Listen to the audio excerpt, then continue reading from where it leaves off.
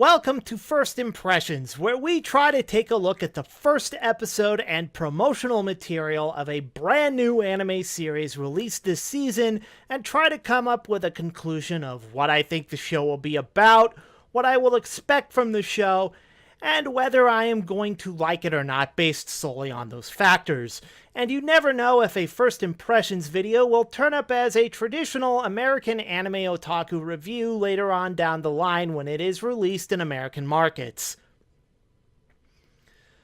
So this one's for the ladies.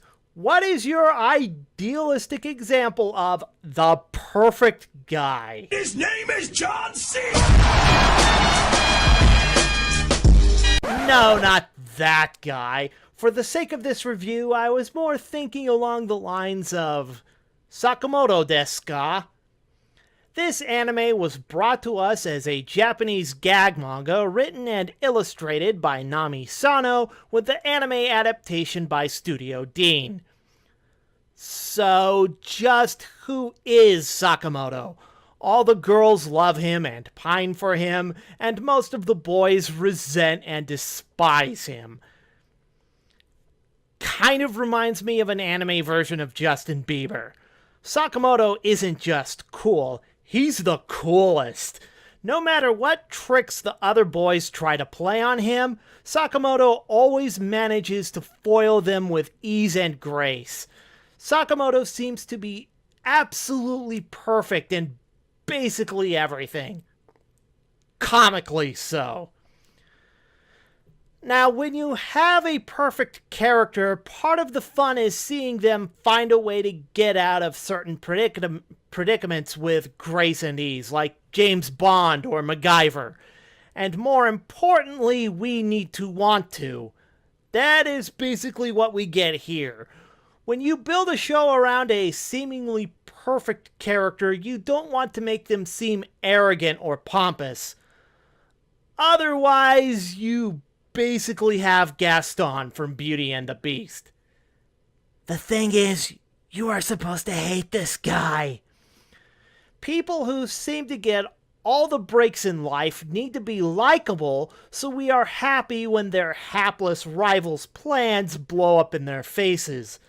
Think of it as the Wile E. Coyote syndrome. While we all know the Roadrunner will always win, the fun is finding out how the Roadrunner will outwit the crafty coyote and avoid becoming his dinner. Thankfully, Sakamoto has a lot in common with the Roadrunner as a lovable, all-around perfect person. Sakamoto doesn't do what he does to show off, but because he just has that kind of swagger to the point of being ridiculous. Watching him precariously react to all sorts of situations while maintaining his calm, cool demeanor seems to be the show's main source of humor. A highlight of the show's first episode is when a Japanese giant hornet, or Osuzumebachi, flies into the classroom through the window. For those of you who don't know, the Japanese giant hornet is among the largest wasps in the world and is slightly bigger than your thumb. To top it all off, they are extremely aggressive.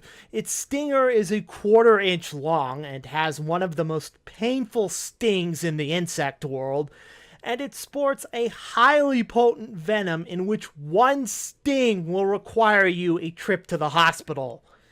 It's not called the most dangerous animal in Japan for nothing, as it kills 50 to 60 people every year.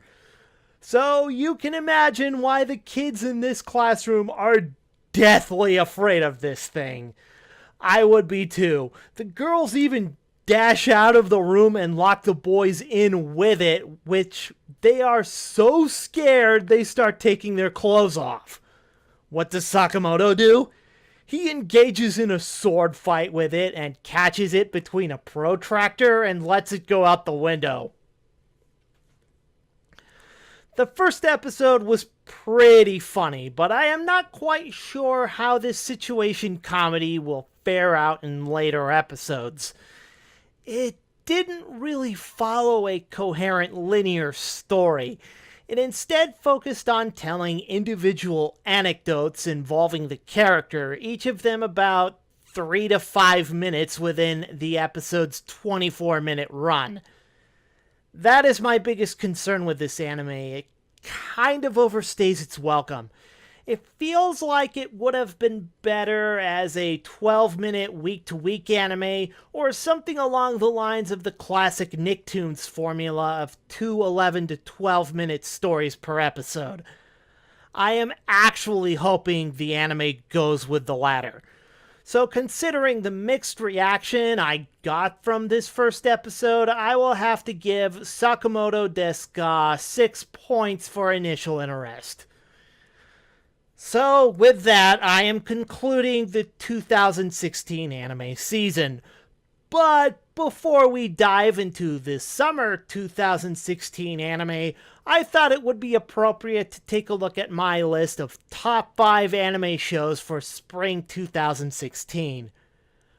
But that will have to wait until after I get back from Anime Expo. So until then, this is the American Anime Otaku, signing out.